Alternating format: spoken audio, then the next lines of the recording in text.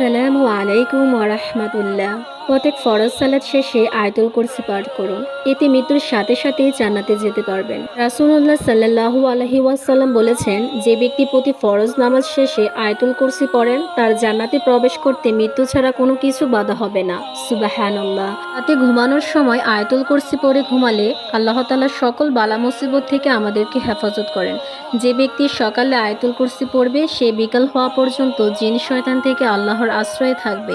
যে ব্যক্তি বিকালে তা পড়বে সে সকাল হওয়া পর্যন্ত জিন শয়তান থেকে আল্লাহর আশ্রয়ে থাকবে। হযরত আবু হুরায়রা রাদিয়াল্লাহু তাআলা আনহু থেকে বর্ণিত, রাসূল সাল্লাল্লাহু আলাইহি ওয়াসাল্লাম বলেছেন, সূরা বাকারায় একটি শ্রেষ্ঠ আয়াত আছে, সেটি হলো আয়াতুল কুরসি। আল্লাহ তাআলা আমাদেরকে বেশি বেশি আয়াতুল কুরসি পাঠ করার তৌফিক দান করুন। আয়াতুল কুরসির বিস্ময়কর ফজিলত পাল্টে দেবে আমার আপনার জীবন ইনশাআল্লাহ। ভিডিওটি ভালো লাগলে চ্যানেলটিকে সাবস্ক্রাইব করে দিবেন। আসসালামু আলাইকুম।